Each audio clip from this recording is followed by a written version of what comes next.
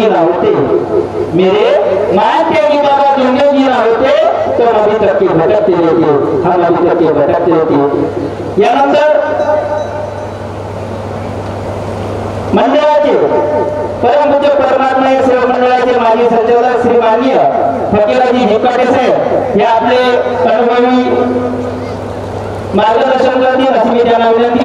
भगवंताला प्रणाम।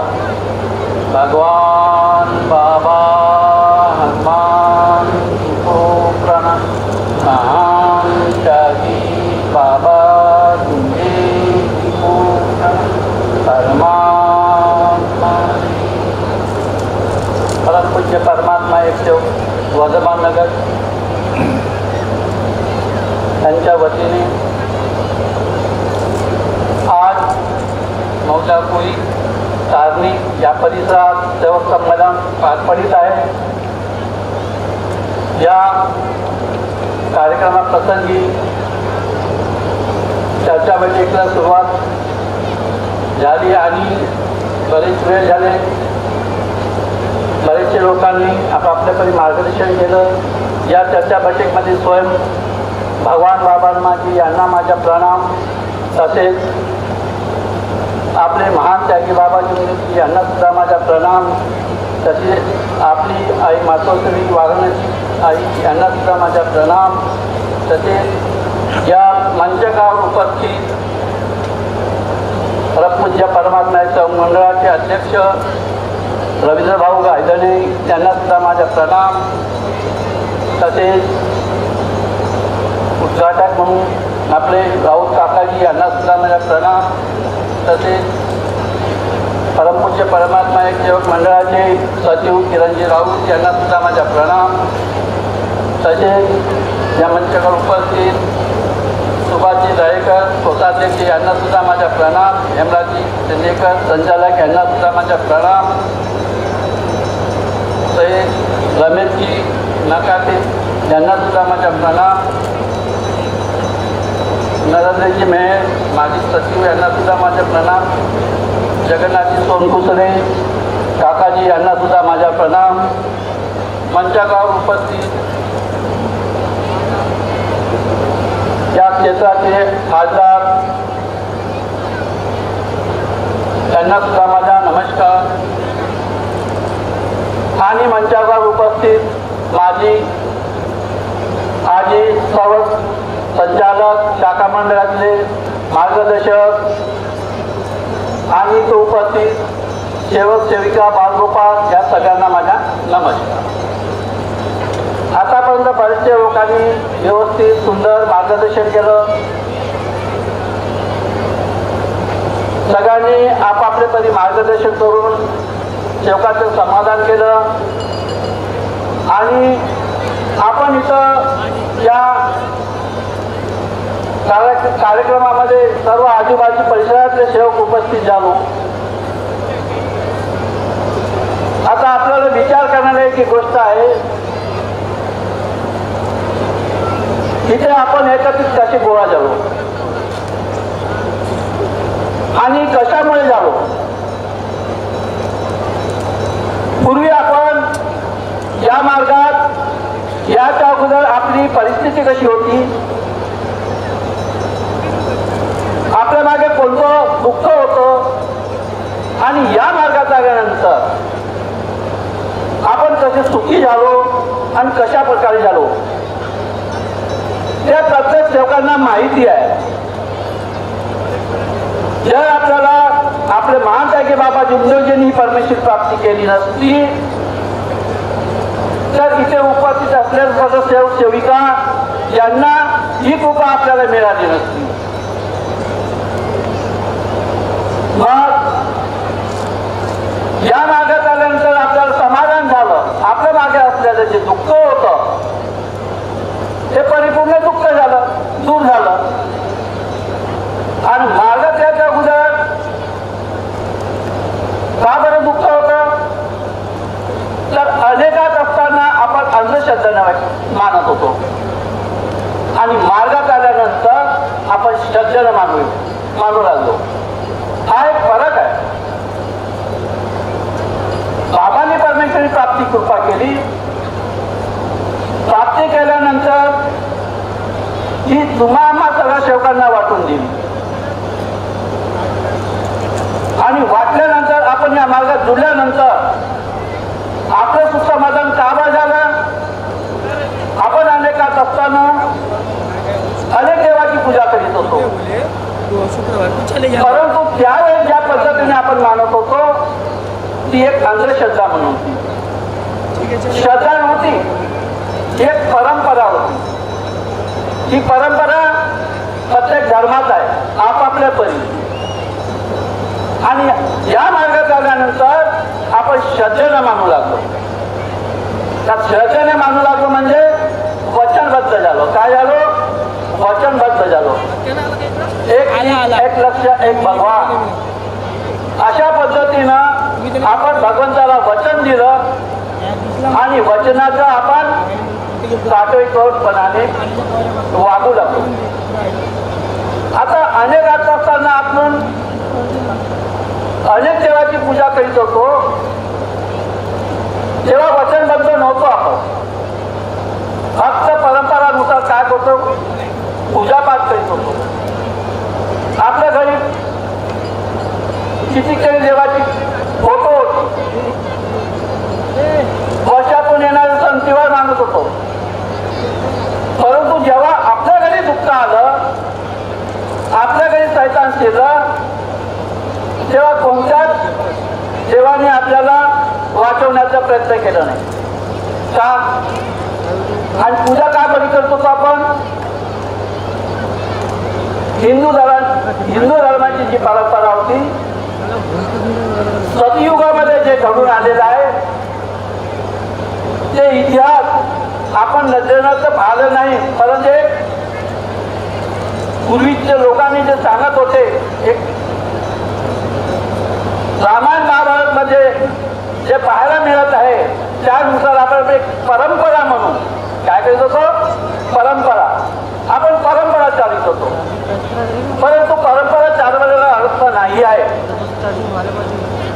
जेव्हा संकट आपल्या घरी येतो, त्या देवाच्या नावाने आपण अगरबत्ती लावतो, त्याच्याकडून काही समाधान मिळायला पाहिजे होतं, पण असं होत नव्हतं. आपण काय करीत होतो, तांत्रिक मानसिक वाड्याकडे जात होतो.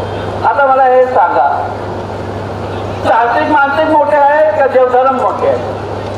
तो देवधर्म मोठे आहे तर संकटाच्या वेळी धावून यायला पाहिजे होते ना, का बरं आलं नाही? कारण की त्या पद्धतीने आपली वाटचाल होती. आपण श्रद्धेनं मानत होतो, एक नामधारी परंपरा पूजापाठ करीत होतो. या युगामध्ये सर्वात मोठी शक्ती कोणती आहे? या युगामध्ये सर्वात मोठी शक्ती आहे परमात्मा, निराकार निर्गुण शक्ती, ज्याला आकार नाही. ती 24 तास या सृष्टी चालावात अमर आहे आणि ती आहे परमात्मा. आणि तो परमात्माचा स्वरूप आहे, तो आपल्याला मिळालेला आहे. म्हणून आपण भगवान बाबा हनुमानजीची सेवा करतो, त्याला वचनबद्ध होतो. बाबांनी ज्यावेळेस परमेश्वरी प्राप्ती केली, त्याला तो स्वरूप मिळाला पाहायला. त्याच वेळेस त्या भगवंतांनी म्हटलं, काय म्हटलं, हे मानव, भले तूने मुझे प्राप्ति किया, लेकिन मैं भगवान, तू मानव है. मानव बेईमान होता, उनमें से तू एक है. मैं कैसा विश्वास करूं? तेव्हा बाबांनी काय विचार केला? बाबांनी एकच विचार केला, मी तर सुखी झालो, माझ्यासारखे कितीतरी लोक या दुनियामध्ये दुःखी असतील, त्यांना जागवण्याचे काम करी आणि निष्काम भावनेने काम करी. बाबाला मानव हा शब्द, बाबाला मानव हा बेईमान हा शब्द वापरला. मग बाबांनी काय केलं, त्याचा अभ्यास केला. असं मला का बोललं? त्यावेळी बाबांनी विचार केला का माझ्या पूर्वी परमेश्वरी प्राप्ती करण्यास साधू संत ऋषी मुनी बरेच काही झाले, पण त्या लोकांनी स्वतःला मान समजून घेतलं आणि स्वतःची पूजापाठ करू लागले. सांगितलं मग मी सांगितलं, त्याच परमेश्वराच्या अपमान होऊ जातं. आम्हाला सांगितलं म्हणून त्या परमेश्वरी बाबाला मानव बैमान हा शब्द वापरला आणि बाबाने ती इमानदारी दाखवण्यासाठी ते एकच ध्यास केलं का मी यानंतर फक्त दुःखी मानवांना सुखी कसे बनेल हा एक रस्ता दाखवेल. मी काय देखील रस्ता या दिशेला तुम्ही जा काटे आणि या दिशेत जाल तर काटे नाही आहे. म्हणून बाबांनी आपल्या नियमाची एक चाकोळी बनवून दिली. तर परमेश्वरी शक्ती कशी आपल्यापाशी टिकवावी आणि सदैव कशी टिकून राहिली पाहिजे एक म्हणून बाबांनी 4:30 शब्द 5 नियम हे आपल्याला एक संपत्ती दिली आपल्याला. तर ह्याला कशी टिकून ठेवता आली पाहिजे म्हणून प्रत्येक सेवकांनी या 4:30 शब्द 4:3 शब्दांनी 5 नियमाचं तंतोतंती पालन केलं पाहिजे. अनेकात असताना आपण तसं करू शकलो नाही. अनेकात असताना या कोणत्याही धर्मामध्ये अशी कोणतीही रचना नाही का वचनबद्ध आपण झालेला. इथं आपण जसं वचनबद्ध झालं मी जीवनात केलेली सर्व पूजा बंद केली मी मानीन किंवा जगीन जीवनात एकच भगवान बाबा हनुमान जिलात मानीन म्हणजे या पद्धतीने जे वचन देतो त्या पद्धतीने वचन कुठंच नव्हतं. होतं का नाही. आणि नियमाची चाकोळी नव्हती. म्हणून फक्त नामदारी आपण पूजा पाठ करीत होतो आणि आपण वाईट व्यसन करीत होतो. काय करत होतो वाईट व्यसन करत होतो. आणि वाईट व्यसन केल्यामुळे काय घडत होतो तर प्रत्येकाला याचा अनुभव आहे. वाईट व्यसन हर प्रकारचं आहे. किंवा सट्टा गांजा दारू टालिक मुलगी कट्टी चोरी करणे खोटी बोलणे राग आणणे तर या प्रकारे जे आपल्या घरगस्तीमध्ये आपल्या परिवारामध्ये ज्या पद्धतीनं वाईट व्यसन होतं तिथं परमेश्वर कधी सहवास करीत नाही. आणि म्हणून ज्या पद्धतीने आपण अनेकात असताना पूजापाठ करीत होतो तर परमेश्वरी शक्ती आपल्याला कधी साथ देत नव्हती आणि शैतान शक्ती आपल्या घरी वास करीत होती. आणि इथे या मार्गावर आपण प्रवेश केल्यानंतर काय झालं आपण वचनबद्ध झालो. आपण सकाळला काय देतो वचन देतो आणि सायंकाळला कोणत्या नियमानुसार आपल्याला वागायचं आहे नियमाची चाकोळी काय आहे या परिपद्धतीनं आपण आपल्या परिवारामध्ये वागणूक ठेवतो. ज्या पद्धतीनं आपण कार्य करतो साधे कार्य त्या पद्धतीनं आपण आपल्या परिसरामध्ये या आपल्या परिवारामध्ये वागणूक करतो याची जाणीव त्या परमेश्वराला होती. आता मार्गदर्शक काय करणार आहे तर मी तुम्हाला समजून देणार आहे. समजून देते या मार्गाची भूमिका समजून देत्या. पण सेवकाला करणे आहे ना. मार्गदर्शक काय तुमच्या घरी येऊन पाहणार नाही तू कसं वागते कसं बोलते काय करते हे तर काही पाहणार नाही. पण हे जबाबदारी आपली वैयक्तिक आहे. ज्या पद्धतीनं आपल्याला आपल्या गुरु महाराजांनी तत्वशब्द नियमाची एक चाकोरी बनवून दिलेली आहे त्याची अंमलबजावणी आपण कशी केली पाहिजे म्हणजे परमेश्वरी शक्तीला कसं टिकून ठेवली पाहिजे ही जी संपत्ती बाबांनी आपल्याला मिळवून दिली आहे ही प्रत्येक सेवकाची जबाबदारी आहे. प्रत्येक सेवकाची जबाबदारी आहे संपत्तीला टिकून देऊ. आणि तुम्ही ज्या पद्धतीने कार्य करता भगवंताला वचन देता आपल्या घरगस्तीमध्ये परिवारामध्ये कशी वागणूक बोल भाषा रहनसहन आहे हे तुम्ही करून सिद्ध करून दाखवता. काय करून दाखवता सिद्ध. ही जाणीव त्या परमेश्वराला होते. कोणाला होते परमेश्वराला. कोणी शेवट कोणी मार्गदर्शक तुम्हाला पाहायला येणार नाही तर तुमची गॅरंटी त्या परमेश्वरापाशी होते की खरोखरच हा सेवक माझ्या चरणी मेला आणि माझे तत्वशब्द नियमानुसार वागवून राहिला याची गॅरंटी त्या परमेश्वराला होते. म्हणून एका शब्दामध्ये तुमच्या मागे असलेले जे दुःख आहे ते परिपूर्ण नष्ट होते. तर भगवंत आपलं परिचय करून देते तर तुम्ही माझ्या चरणी आला मला वचन देऊन राहिलं माझं कर्तव्य आहे तुमचं दुःख नष्ट करणे. परमेश्वराचं काम कोणतं आहे तेच आहे. जो सेवक मला मानत आहे माझ्या तत्वशब्द नियमांना वागत आहे त्याला असणारा कोणतंही दुःख असेल नष्ट करून देणं हा माझं कर्तव्य आहे. आपण अनेकात असताना तसं वचन दिलं नव्हतं आणि तसं नियमानुसार आपण वागत नव्हतो म्हणून आपल्या घरी परमेश्वरी शक्ती वास करतो.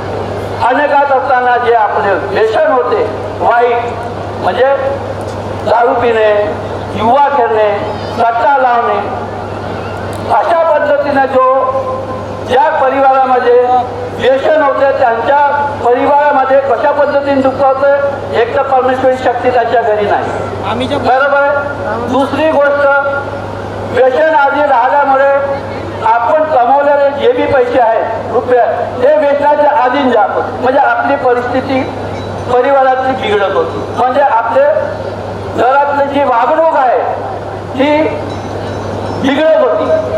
एकमेकाचा बोल चाल सण सण सगळ्या गोष्टी वेगळ्या होत होत्या आणि सुख शांती मिळत नव्हती. जिथं आपल्या कुटुंबामध्ये एकता नाही, बोलभाषा रहसान बरोबर नाही, तिथं परमेश्वरी शक्ती राहत नाही.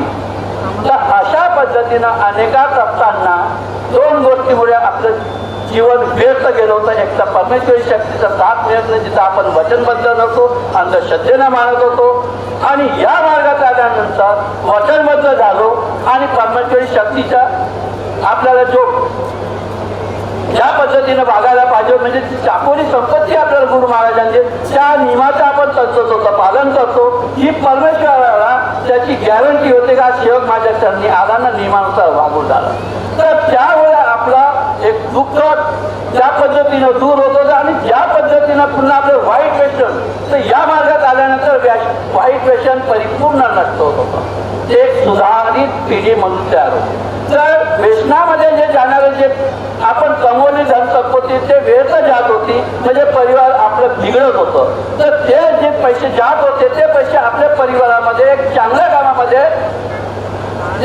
कामामध्ये आपले समाविष्ट होत होते, म्हणजे मन समाधान राहत होते आणि एकमेकाची बोल भाषा सुद्धा आपली रहन सगळे सुरळीत ठेवत. अशा पद्धतीने या मार्गात आल्यानंतर आणि मार्गात याच्या अगोदरचा एक वेगवेगळे परिणाम आहे. म्हणून मार्गात आल्यानंतर सुख समाधानी परिपूर्णता मिळते.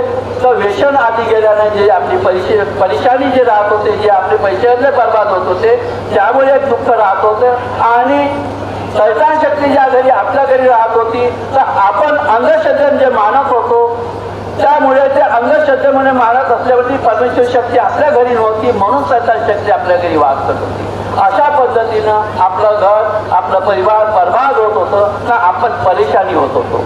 परेशानी झाल्यानंतर काही कालावधीनंतर आपल्याला या मार्गाची एक माहिती मिळत होती आणि अशा पद्धतीने मिळाल्यानंतर आपण या मार्गात आलो आणि सुख समाधान जीवन जगलो. या मार्गात याचं एक मेन कारण आहे दोन मुद्दे, वाईट व्यसनाचा त्याग आणि भगवंताच्या चरणी आपण एक चित्त एक लक्ष एक भगवान आणि तत्वशब्द नियमाचे आपण जे पद्धतीनं आपण आपल्या घरी वागणूक ठेवतो याची गॅरंटी त्या परमेश्वराला देतो. त्या प्रकारे आपण आपल्या घरी सुख समाधानी जीवन जगतो, हे सिद्ध झालेले आहे. आता मार्गात आल्यानंतर परिपूर्ण जे सेवक मानतात तो कधी दुःखी नाही आहे, कधी दुःखी नाही. आणि मार्गात आल्यानंतर जो सेवक जुड्या भावनेमध्ये जात असते तो पुन्हा आपलं दुःख घेऊन बसतो. म्हणून प्रत्येक सेवकाला माझे एवढं सांगू इच्छितो का ज्या पद्धतीने बाबांनी आपल्याला या मार्गाची निर्मिती करून दिली, स्वतः सुख समाधान स्वतः तर सुखी झाले, त्याच्यानंतर तुम्हा आम्हा गरीब लोकांना वाटून दिली आणि ती नियमाची जी चाकोरी बनवून दिली आहे त्याच्या आधारे प्रत्येक सेवकांनी आपापल्या घरी आपल्या परिवारामध्ये तत्वशब्द नियमाने चालावे. एवढेच मी आपल्यासमोर दोन शब्द बोलतो आणि आपले दोन शब्द समाप्त करतो. बोलणारे बरेच काही कमी जास्ती बोलले याच्याबद्दल मला क्षमा करा.